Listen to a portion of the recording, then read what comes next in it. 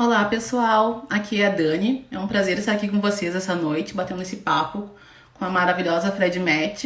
Eu tô aguardando ela entrar e assim que todo mundo já estiver disponível, a gente inicia.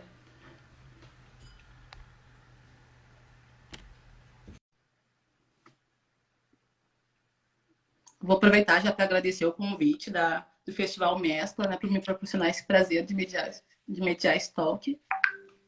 Oi, Dani. Alô, oi, tá me ouvindo? Oi, Dani, tô. Só tua imagem que tá de ladinho, tu consegue inverter ela? Ué, pra mim tá normal. Deixa eu ver. Agora sim. Aê, Agora agora não, sim. tem que deixar no horizontal o celular. Pra ver se vai ficar bem. Agora tá ótimo.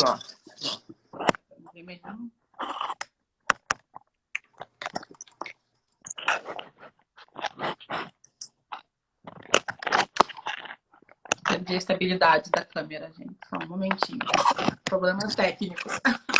Faz parte, Dani, faz parte.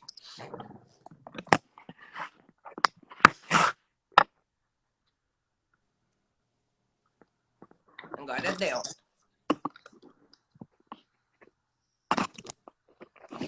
Quero que vocês vejam o meu quarto, meu escritório, home office, né? Não quero que percam nenhum momento. As Nenhum lives momento nessa da minha vida. quarentena, o que menos as pessoas olham é o cenário, Dani, porque tá todo mundo em home office, nem te preocupa. Agora que o pessoal está entrando, vou aproveitar para agradecer novamente o convite das gurias, das curadoras do festival, para nos darem esse prazer. Seja bem-vinda, Fred. A casa é nossa hoje, então vamos tomar conta. Eu tô com um delayzinho, tá? Não, tá indo tranquilo, Dani.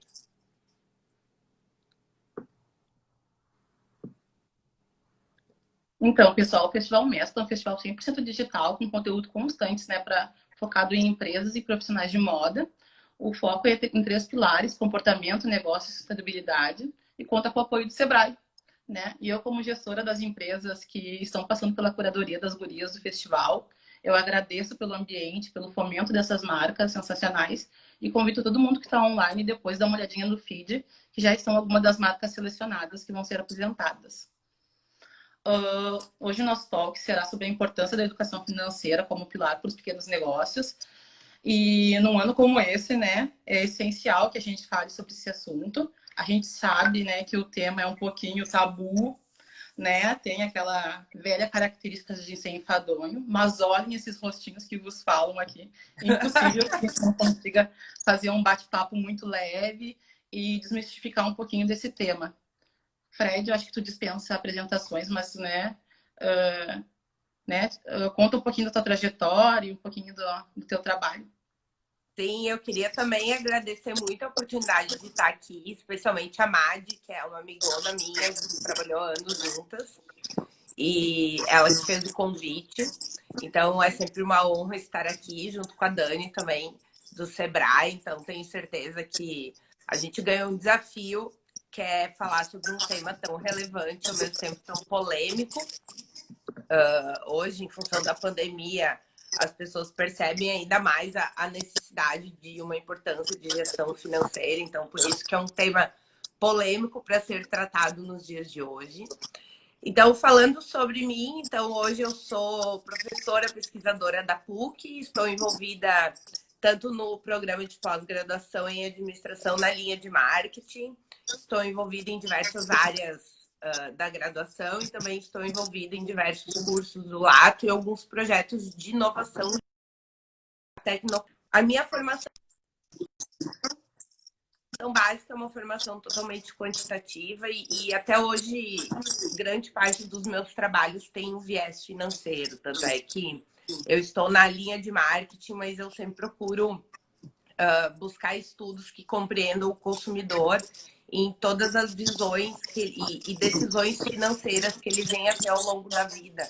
Então, cada vez mais é comprovado e é comentado da influência de aspectos cognitivos da psicologia para se entender todas as decisões que a gente toma.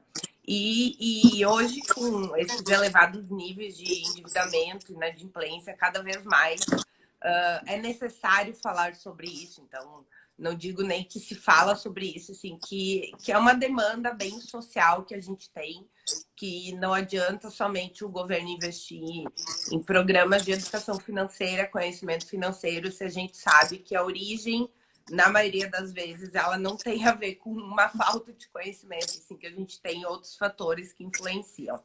Então, só falando um pouquinho de mim, gente, hoje também eu busco trazer no meu Instagram e no meu canal do YouTube muito dos conceitos de gestão financeira, práticas financeiras saudáveis. Então, por isso também o convite para eu estar aqui junto com a Dani, para a gente bater esse papo hoje sobre a educação financeira aplicada a negócios. E, Dani, eu já vou puxar um pouquinho, tá? Eu engato primeiro e vou indo, Dani. Fica à vontade, só vou mandar um beijo pro pessoal que está entrando aí. Já vi alguns dos meus empresários, a Camila, o Vinícius. Um beijo a todos aí. Por favor, né, vão mandando as perguntas de vocês, né, que eu vou dando uma olhadinha aqui e trazendo para Fred. Joia. E vai falar também, né, Dani? Não é só trazer as perguntinhas. Falar, né? A gente se trava, uma bota freio na outra. Então, pessoal, a minha sugestão quando eu trouxe o tema de educação financeira para negócios é justamente porque é um tema que muitas vezes a gente relaciona a pessoa. Então, quando a gente fala em educação financeira, educação financeira, vamos trazer educação financeira para a terceira idade, educação financeira para os jovens, educação financeira para as crianças. Mas poucas pessoas falam em educação financeira para negócios. E educação financeira, sim, é um termo necessário para negócios. Por quê? Em primeiro lugar, porque quem comanda e quem toma as decisões em negócios são pessoas. Então, a gente não pode pensar em negócios separados de pessoas. Então, a gente, do mesmo jeito que a gente tem conceitos e pilares que a gente aplica a educação financeira para pessoas, como melhorar o comportamento dos indivíduos, a gente também tem que pensar em pilares de educação financeira para melhorar uma gestão financeira nos negócios. Porque nada mais é do que a mesma coisa. Quem está liderando, quem está tomando as decisões no negócio é o empreendedor, é o gestor. E aqui ainda mais quando a gente fala em micro e pequeno negócio, né? Que muitas vezes eu tenho 1, 2 funcionários ou eu nem tenho funcionários. Quem toca a empresa são os próprios sócios. E agregando isso tudo que tu disse, Fred, assim, quando eu converso com meus empresários, eu sou uma grande entusiasta da gestão, né, empresarial. E quando eu falo com os designers, os lojistas, né, que estão totalmente focados, né, no planejamento de coleção, no de compras, eu sempre tento ressaltar, né, que a educação financeira ela promove mais o desenvolvimento sustentável do negócio, né? Ele também está ligado à qualidade de vida, o bem-estar do empresário, né? Mente sã, corpo são, também vale no mundo empresarial. Então, se a gente não tiver esse olhar, né, ele vai impactar no todo. Então, é uma tecla que eu estou sempre ali com meus empresários e a gente está evoluindo muito, assim, mas, né, é mais do que vida longa a empresa. Com certeza, eu adoro também relacionar isso, Dani. Eu acho que decisões financeiras conscientes, ideais, elas não envolvem somente variáveis ou que a gente pensa em relação ao dinheiro, sim, ela tem uma questão muito mais macro relacionada ao indivíduo. Então, eu trago muitas questões de estilos de vida, então, que estilos de vida eu tenho que buscar para manter daqui a pouco uma rotina mais adequada, para que eu consiga me desenvolver melhor no trabalho. Então, querendo ou não, tudo isso está correlacionado. A gente não pode pensar em uma gestão financeira como se fosse uma caixinha separada lá dentro da nossa vida pessoal ou da vida profissional. Não, muitas vezes ela é consequência de uma série de atitudes e estilos de vida que a gente tem na nossa vida. Então, eu gosto muito, muito de falar sobre isso também, que é essa questão do lifestyle, do bem-estar mais geral, relacionado a uma decisão financeira consciente, uma decisão financeira boa e também pensando no nosso tema, pensar numa gestão financeira saudável para empresas, né? Então, eu preciso sempre pensar isso de forma macro e multidisciplinar, né? Não isolando especificamente em conceitos financeiros. Eles compõem tudo. E durante a divulgação do nosso talk, Fred, a gente já veio várias perguntas. E uma tem muito a ver, né, com o que a gente está falando aqui. Eu vou ler para ti aqui, tá? A Luana mandou que a maior dificuldade dela, e esse ano piorou muito, foi a separação da vida empresarial e a vida pessoal. Ela nunca teve capital de giro, e esse ano essa mistura quase afetou a sobrevivência da loja dela e da família. Então a dúvida dela é como a gente inicia essa organização, essa divisão financeira, né? Como a gente adequa o nosso lifestyle ao negócio, né? Ótimo, ótimo. Acho que nesse questionamento a gente tem dois pontos super importantes. O primeiro é essa questão do não misturar o pessoal com o profissional. E o segundo é a necessidade de uma reserva de emergência. Então, primeiro ponto, não separar. Quando a gente fala em micro e pequeno negócio, a gente pode procurar uma série de tecnologias e promessas milagrosas que podem nos ajudar nisso. Eu acredito que o ponto-chave é sempre a organização. Então, não importa se eu vou ter o melhor software, o melhor aplicativo, se eu vou ter o melhor consultor, se eu, Frederica, ou eu, dono do negócio, não conseguir ter um mínimo de organização, e organização remete à ideia de rotina. Então, o que eu sugiro? No próprio Excel, então, eu sempre digo que o Excel é a melhor e mais fácil, prática solução. No próprio Excel, a gente já começa a separar. O que envolve de ganhos e gastos relacionados à minha pessoa física, e à minha pessoa jurídica. Então, isso faz com que eu evite que daqui a pouco eu tenha um prejuízo na minha empresa e eu consiga enxergar se esse prejuízo da empresa é decorrente da operação, ou seja, eu não estou vendendo o suficiente de produtos, ou daqui a pouco eu fiz uma precificação errada, ou daqui a pouco o fornecedor aumentou muito o custo, eu não estou conseguindo cobrir com aquela margem que eu propus inicialmente. Então, isso eu consigo ver separando as minhas finanças pessoais e profissionais. Se eu tiver tudo misturado, então um prejuízo ele pode estar mascarado. Muitas vezes eu posso ter pago parte das minhas contas pessoais com o dinheiro da empresa. Então, coloca a minha conta de luz junto com a conta de luz da empresa. Então, isso acaba entrando como uma despesa, o resultado da empresa diminui. Mas, na realidade, eu estou acumulando gastos que não são específicos da empresa. Tá só mascarando ali os resultados do negócio, né? Desculpa, Dani. Tá só mascarando os resultados do negócio, né? Quando a gente... Isso. E da mesma forma que o oposto também é comum. Muitas vezes eu, como pessoa física, vamos supor que eu quero fazer uma viagem. E uma viagem custa dinheiro. E dentro dessa viagem, além dos gastos da viagem, eu ainda preciso de capital de giro para ir viajar.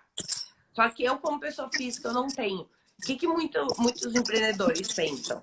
Que o dinheiro da empresa é deles. Porque na cabeça deles, eles acham assim, o dinheiro é meu, porque se faltar dinheiro sou eu que tenho que dar um jeito para colocar. Então, nesse caso, ele pode daqui a pouco fazer um empréstimo em nome da empresa para conseguir esse capital de giro que ele precisa para viajar.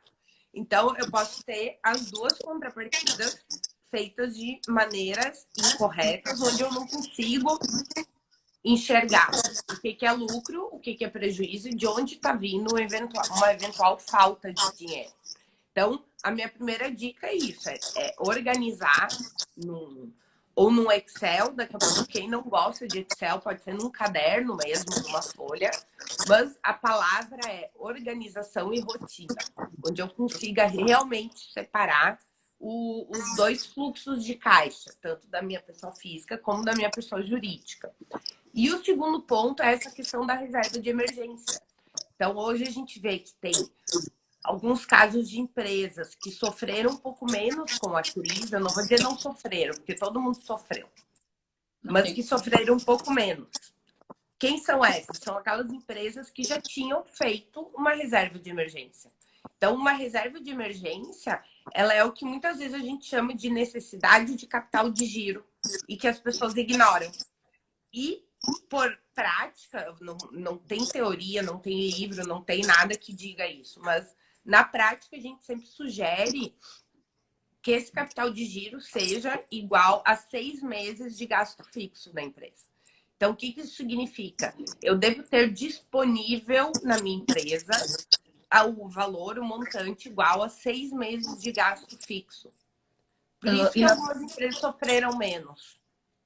Nas pesquisas que a gente fez no Sebrae, né, logo que começou a pandemia, a gente percebeu que as pequenas empresas têm uma média de 3 meses, né, para aquelas que têm, né. Então, tu imagina, desde março, nós estamos nesse momento de retração, e as empresas com a capacidade de se manterem vivas só durante 3 meses, né. Uhum. Então, quando os empresários chegam em mim e querem iniciar o processo de gerenciamento, né? Eu sempre faço aquela comparação meio boba, né? Que, tipo, eles querem controlar tudo, né? Não controlavam nada e do nada querem controlar tudo, né? Não é dieta, né? Porque dieta a gente desiste. Vamos começar com uma reeducação, né? Vamos começar primeiro com as tuas entradas, vamos começar ali com teus custos, porque senão o índice de desistência da rotina de gestão acaba sendo muito alto. Então, a minha dica é que vamos começando aos poucos, vamos entendendo aqueles números, né? Porque, né, o passo 2 é entender aqueles indicadores, entender as nomenclaturas e para que serve, como eu vou usar aquele recurso para a gente poder realmente chegar num ambiente onde a gente consiga fazer decisões assertivas, né, baseados nessa rotina. Isso é super legal, gente, porque eu tô trazendo aqui uma visão muito mais muito mais teórica e acadêmica, com a minha vivência muito mais de universidade.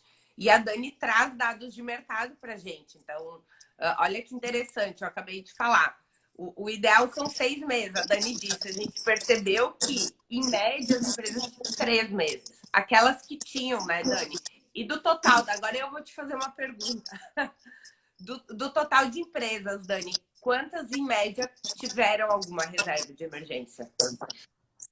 Desculpa, falhou? Quantas em média? Do total de empresas, Dani, que vocês atenderam, quantas, em média, tinham essa reserva de emergência? Vou falar do dado que eu sei, que são dos meus grupos de moda dentro de Porto Alegre, tá? De 126 empresas atendidas, 63 não possuíam reservas e tiveram que recorrer aos programas do governo. Boa parte delas também não estavam aptas a receber, né, por alguma dificuldade de papel, de documentação. Então, foi mais de 50% que não tinham nem para manter durante esses 3 primeiros meses. Foi um choque muito grande, né? Porque, né, vários empregos. Então, mais uma vez, né, eu fiquei lá, ó, gente, olha, como a gente vai se preparar para buscar esse dinheiro, como a gente vai buscar esse capital, porque tu também precisa saber o quanto tu precisa, né? Daí vem a segunda pergunta, mas quanto custa, então, manter a tua empresa nos próximos 6 meses? Eles também não sabiam. E aqui entra, gente, o que eu estava falando desde o início.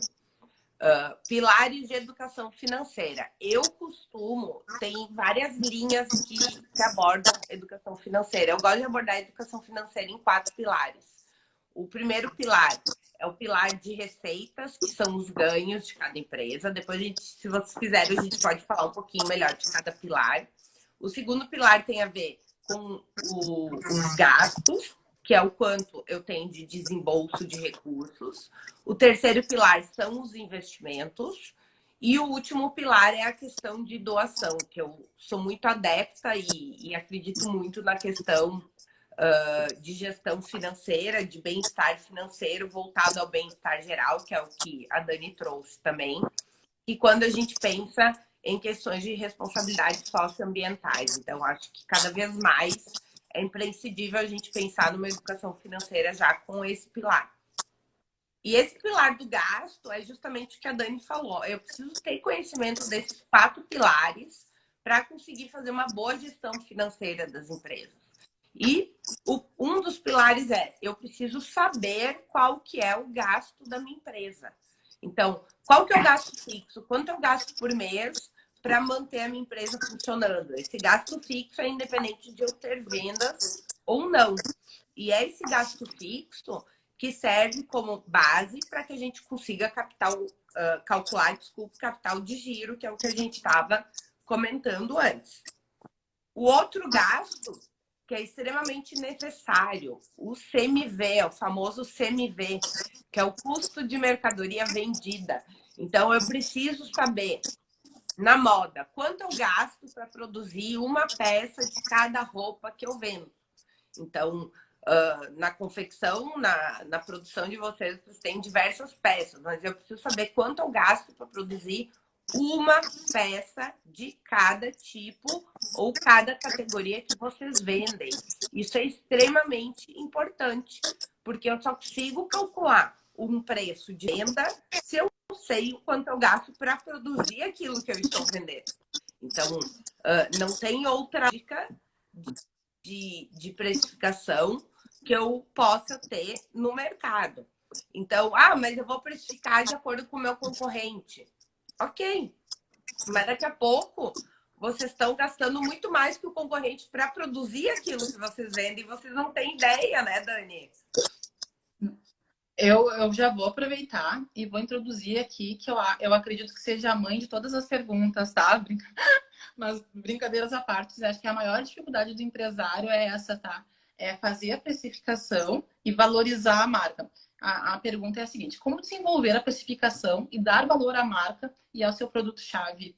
Como tu sugere que na moda a gente tem precisa ter essa sensibilidade, né? Então, como tu nos traz, Fred? Primeiro ponto, gente, que eu sempre trago quando me perguntam isso.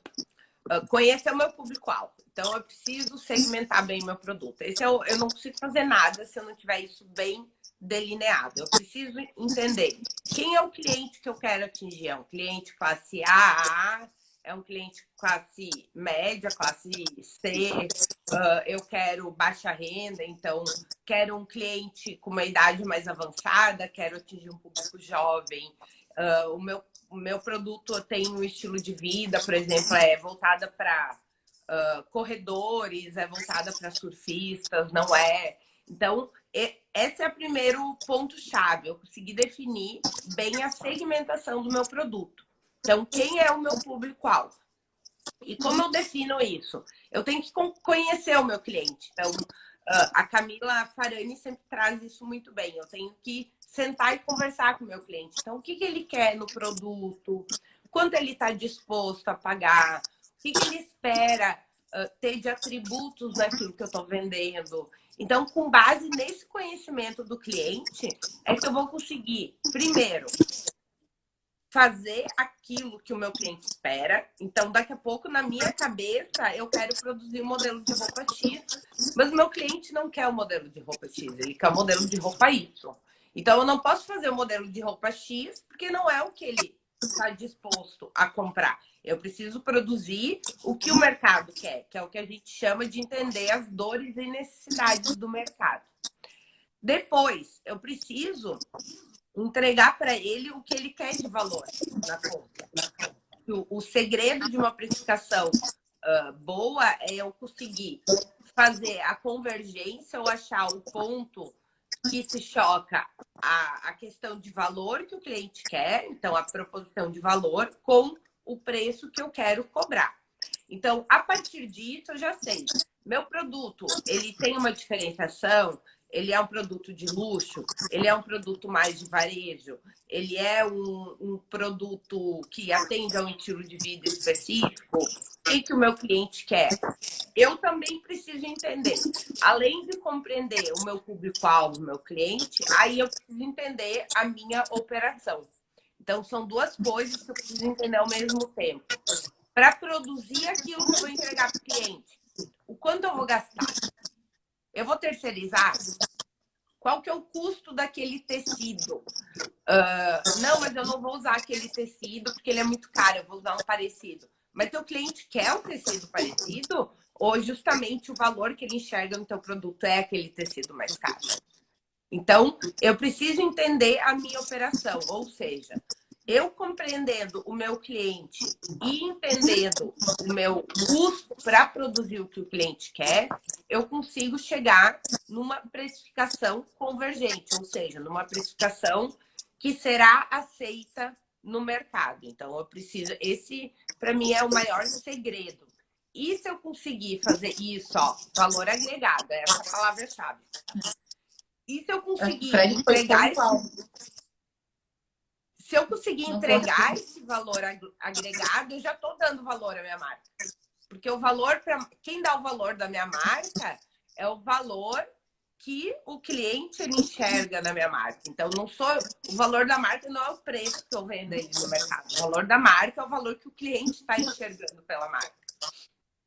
Eu acho que esse é o fator-chave, né? É a gente fazer essa união, né, do preço a ser cobrado e o valor que é percebido pelo mercado, né, pelo cliente. Eu acho que tu foi extremamente assertiva, né, no que tu falou. Quando eu converso com os empresários para a gente começar o planejamento de compras ou desenvolvimento de coleção, eu reitero a importância, né, deles compreenderem a participação de cada produto também, né, no faturamento da empresa, as categorias desses produtos, né, qual é a importância daquele produto mais icônico de toda a coleção e para a marca e para o faturamento, né, porque tudo isso também vai impactar, né, na direção que a gente vai tomar para fazer essa especificação. Agora em períodos de Black Friday também, né? Que acontece, né? Que produtos da minha coleção que vão vão poder ter os valores reduzidos, né? Quais que tem a margem mais adequada. Então, tudo isso congrega para a gente dar valor à marca e também ter os valores com uma curiosidade factível, né? Com aquela realidade. Boa. E dentro disso, Dani, tem uma coisa bem legal também para a gente pensar. Em toda marca, a gente vai ter os produtos que eu vendo, que eu ganho em escala. Então, eles podem não ter uma margem boa, mas eu ganho na quantidade vendida. E são esses produtos que geram um boca a boca. Então, que fazem a minha marca ser conhecida no mercado e fazem as pessoas começarem a consumir o meu produto. E a partir disso, eu posso ter uma série de outros produtos que daí sim eu ganho na margem e vão ser daqueles clientes que amam tanto a minha marca que vão querer produtos mais personalizados, que daí sim vão ter uma margem que não é tão... que eu digo que não vai ser um ganho tão escalonável. Então, eu não ganho tanto na demanda e sim na margem. Então, normalmente, principalmente quando a gente fala em inserir uma marca no mercado, é bem comum a gente fazer isso. A gente, pelo menos, ter um dos produtos que tem uma margem menor, mas que a gente faça esse ganho de escala para as pessoas começarem a conhecer a minha marca no mercado. E depois, sim, eu consigo trabalhar com a minha outra cartela de produtos, jogando uma margem maior ou menor, sempre de acordo com aquela segmentação, obviamente, que eu preciso entender. Perfeito. Fred, estou com mais uma pergunta aqui, tá? Estou agradecendo a todo mundo que está mandando, estou organizando aqui. O Vini perguntou... Joia, mandem bastante. Como analisar qual sistema tributário é o melhor e como analisar as taxas bancárias, as flutuações do dólar para compra de tecido, como fazer toda essa gestão simultânea. Ali a Gabi também está mandando várias perguntas. Legal. Primeiro, o sistema tributário eu tive, acho que faz umas 2 semanas, numa turma minha ali da PUC, eu tive a Unília, que é uma contadora maravilhosa, ela deu uma palestra para os meus alunos justamente falando sobre isso. Então, o sistema tributário, ele depende basicamente do volume de faturamento que o negócio de vocês vai ter. Se eu estou começando agora e eu não espero ter um faturamento muito alto, então, por exemplo, eu vou montar um ateliê de bairro onde eu só vou atender poucos clientes e não vou ter uma margem muito alta. A melhor solução é o MEI, que é o micro e pequeno empreendedor, que eu tenho um registro rápido, fácil, e eu pago um imposto fixo todo mês. Se eu já tenho uma prospecção, uma projeção de crescer no médio e no curto prazo, se sugere que se abra direto uma empresa pelo regime de tributação simples, porque daí a gente evita perda de tempo ou custo daqui a pouco de mudar o contrato de uma empresa do MEI para uma empresa do Simples. Quando eu estou no Simples, a minha segmentação ela segue regras na contabilidade a gente chama de CNAE, que é a classificação da minha empresa no segmento, que é o que vai definir qual é a minha tabela de tributação pelo regime Simples. Então, de acordo com a minha loja, daqui a pouco, se eu só tenho comércio, se eu tenho uma produção, tudo isso mudam de acordo com o meu CNAE. Aí sim, eu acho o meu CNAE. De acordo com o meu CNAE, eu tenho um anexo dentro do regime de tributação simples. E eu tributo a minha empresa com uma alíquota única, ou seja, ela é uma taxa única que é cobrada de acordo com o meu faturamento mensal.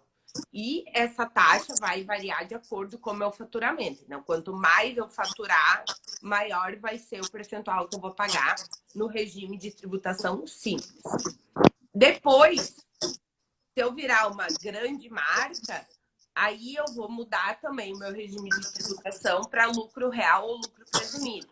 Ou caso, vamos pensar num case Arezzo. O Arezzo hoje já é uma empresa, sociedade anônima que tem ações em bolsa de valores. Então, eu não posso ter uma marca case Arezzo com um regime de tributação simples, porque daí já tem uma série de exigências até do mercado financeiro, já tem faturamento muito maior do que 5 milhões ao ano. Então, aí sim eu entro num sistema tributário um pouquinho mais complexo e também uma constituição societária um pouquinho mais complexa. Taxas, o que é importante a gente ver?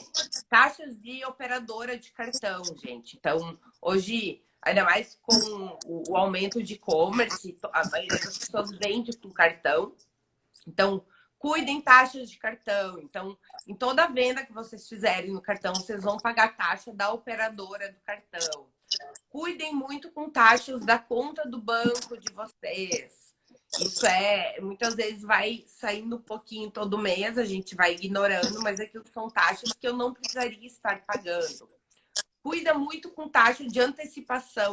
Então, o que a gente estava falando de capital de giro, muitas vezes a empresa ela está sem dinheiro e ela fica antecipando o cartão, porque o crédito que eu vendo hoje, ele demora 30 dias para entrar na minha conta.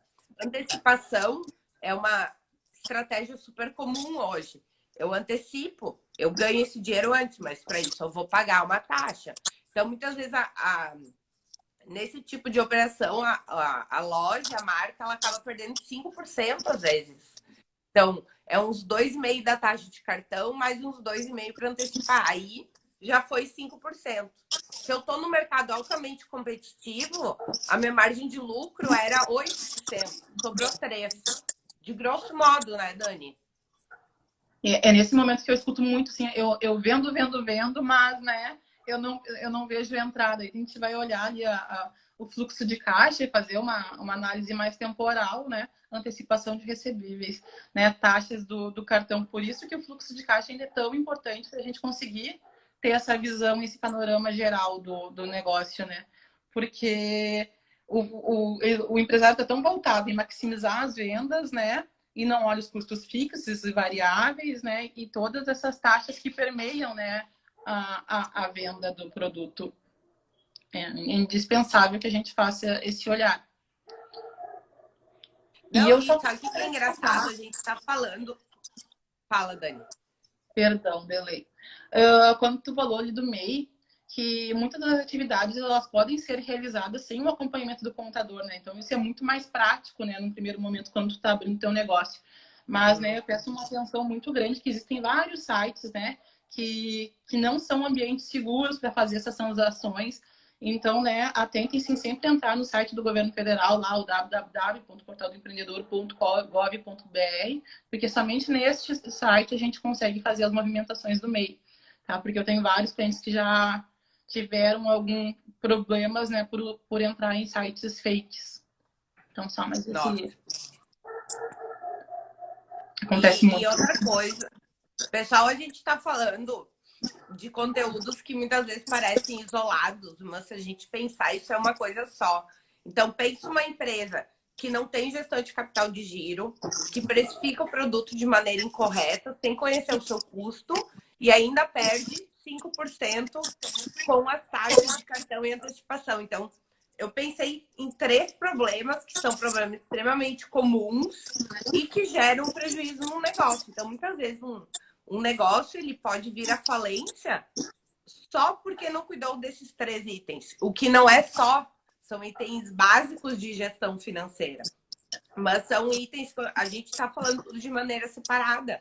Mas o impacto deles em conjunto, que é o que muitas vezes acontece, ele é o impacto que a gente vê de grande parte das empresas que acabam tendo que fechar.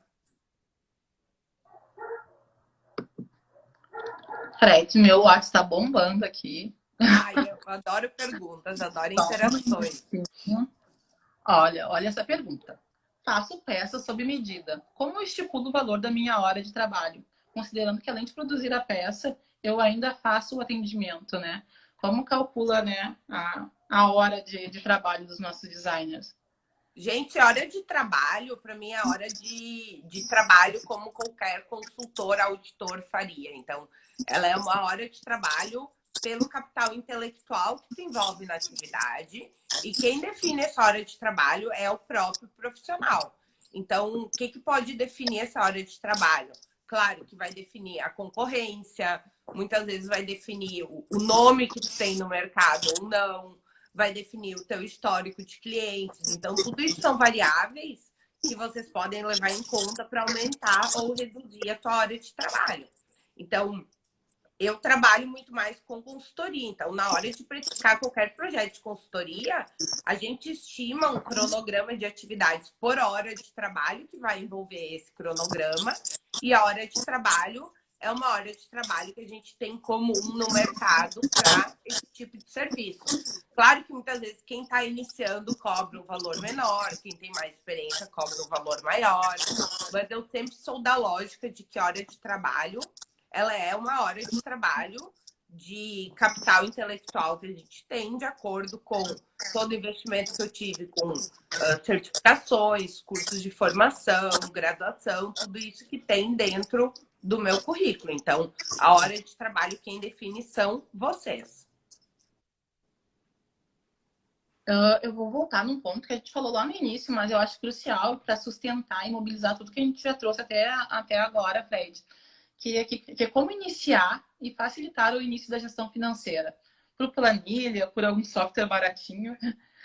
Ter um consultor desde o início ou aguardar ter mais informações, né, para colocar um consultor para o entendimento dos dados. Eu acho que a gente, né, tem que reforçar ainda mais esse tema.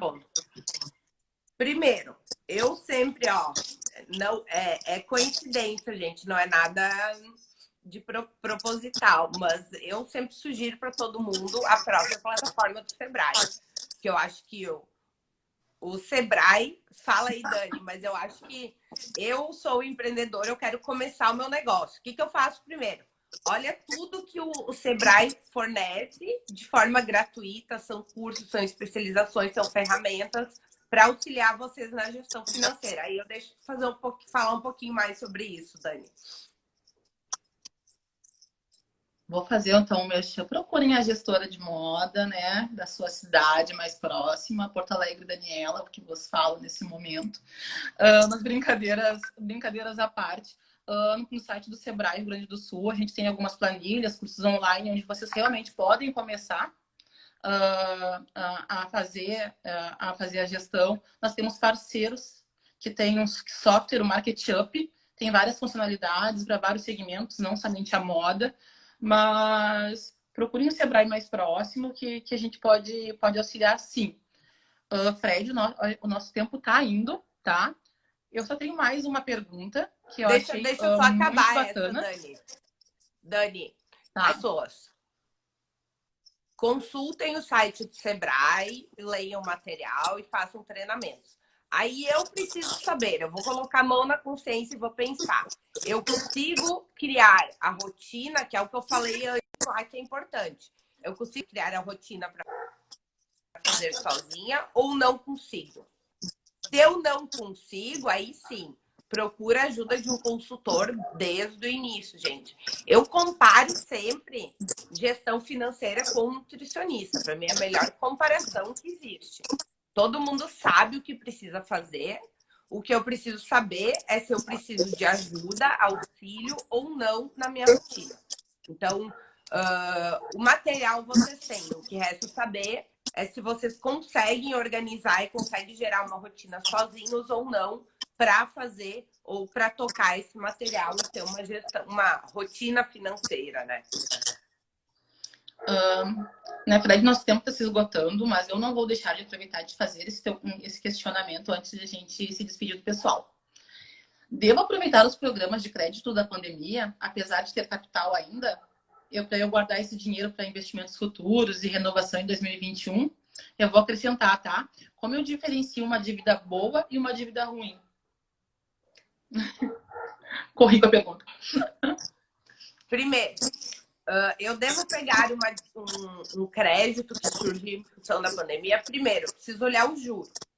Hoje a gente tem a taxa Selic no menor nível já visto, mas a gente sabe que nem sempre uma taxa Selic significa juros baixos em todas as operações. Então, a gente tem linhas de crédito que sim, são favoráveis e que sim, vale a pena eu pegar até para formar um capital de giro, uma reserva de emergência, porque daqui a pouco eu preciso do dinheiro e fazer um empréstimo, outro tipo de financiamento, aí se torna muito mais caro. Então, a escolha para saber se eu devo pegar uma dívida, um crédito hoje ou não, é pelo juro que esse crédito é cobrado. Como distinguir uma dívida boa para uma dívida ruim? Primeiro é o que eu acabei de responder, é o juro. E segundo é a função dessa dívida. Então, eu estou buscando esse dinheiro para melhorar a minha produção, estou buscando esse dinheiro para uma reserva de emergência, estou buscando esse dinheiro para ampliar minha fábrica, ou estou buscando esse dinheiro para pagar dívida sobre dívida, que muitas vezes é aquela dívida, eu vou adquirindo dívidas para cobrir outras dívidas. E eu acho, e daí entra a psicologia que eu amo tanto estudar no meio de estudo, porque às vezes o empreendedor acha que tá tão fácil conseguir crédito porque ele tem uma pessoa jurídica, que ele não tá se preocupando em sanar as dívidas dele, porque ele consegue fazer dívida sobre dívida e vai empurrando aquilo com a barriga. Psicologia. Segundo ponto, tem muitas dívidas que caducam em 5 anos. Então, o que eu já ouvi de empreendedor dizendo assim, eu não vou pagar essa dívida. Daqui a 5 anos ela não existe mais. E vai, muitas vezes, gerando uma nova pessoa jurídica para fazendo outras dívidas. Então, isso é a dívida ruim, gente. Então, isso é por isso que eu amo tanto estudar psicologia dentro desse ambiente, porque a gente vê que muitas pessoas, elas têm o conhecimento, mas elas acabam usando armadilhas ou atalhos, que é o que a gente chama de heurísticas, para justificar um comportamento que, na realidade, elas sabem que não é o comportamento correto. Então, tem que fazer o momento de fazer as coisas inteligentes. Fala, Dani. Desculpa, deu... Desculpa, gente, os delays aqui. Não, é fazer escolhas inteligentes e percebendo o momento, né? Não tem como escapar, né? Tem que olhar os dados, para que eu vou fazer, para que eu preciso desse capital, como eu vou utilizar e se eu tenho a capacidade, né, de pagar aquela parcela. Eu tô com dor no coração, né? Porque vieram mais perguntas. A gente fica, eu já estou te colocando à disposição, Fred, de nos mandarem no direct aqui do Festival Mescla. A gente fica com os nossos contatos abertos, o Insta da Fred, tanto o meu, que tem as marcações ali, para responder as outras dúvidas que vieram. Mas o nosso tempo está se esgotando, infelizmente, né? Passou tão rápido. Eu espero que todo mundo tenha tido assim, os insights e reflexões que eu tive aqui com a Fred. Eu estava com muito medo que a nossa audiência saísse correndo quando a gente começasse a falar de fluxo de caixa. Mas, Fred, tu fez isso de um jeito tão simples, com uma abordagem tão prazerosa, que o tempo passou e eu realmente não vi, nem vi. Reforço aqui, né, que a gente está à disposição. Lembrem-se, né, de cuidar da estratégia da empresa, definir as políticas, tanto de posicionamento, mas de gestão, né? Reforço, né? Que o corpo todo precisa estar saudável, né? Não foquem só no marketing, olhem para trás, porque tudo isso embasa esses direcionamentos. Isso. E eu, novamente, gente, queria agradecer muito, muito, muito o convite das meninas. Foi um prazer estar aqui compartilhando um pouquinho. Acredito que quando todo mundo consegue compartilhar um pouquinho do que sabe, o mundo, ele fica muito melhor. Foi um prazer estar aqui com a Dani também. Acho que a Dani, com toda essa perspectiva dela, toda essa experiência dela no mercado, agrega muito também para vocês verem ou entenderem a situação de vocês. Então, como a Dani falou, o pessoal botou aqui no chat, eu estou totalmente à disposição para tirar dúvidas e me acompanhem lá no Instagram também. Tem muito conteúdo legal para ajudar vocês, pessoal.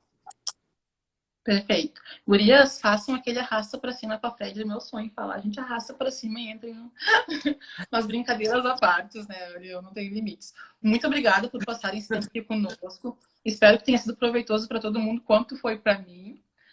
Muito obrigado, Fred, maravilhoso. Já te quero lá conversando com as minhas empresárias. Me chama, Dani. Ai, já chamei, já tô marcando. Aproveito para convidar todo mundo para o próximo talk na quinta-feira, dia 5 às 17 horas, com a maravilhosa da Beth Benson e o João Marasquim, lá de Londres. Eles vão falar sobre criação e gestão na moda, construindo novos caminhos, né? Imperdível. Então, me despeço aqui. Um beijo para todo mundo que estava online. Acabei de ver o Roger, a Fran. Beijos, a Marta, amor meu. Sou obrigada a mostrar meu look home office para Marta. Eu não vou. Agora eu fiquei até com vergonha que eu tô enrolada num edredom aqui embaixo. Não vou mostrar, né, que eu estou com um look maravilhoso da Marta, mas de chinelos, né? Vou deixar essa parte.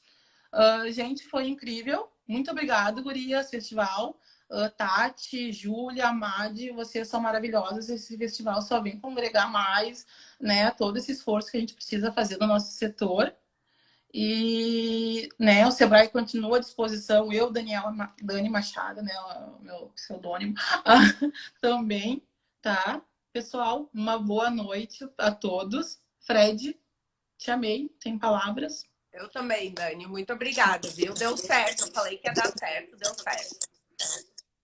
Sempre dá no final, né? E depois a gente pode fazer de novo, se desse alguma coisa errada. Tá bom, gurias?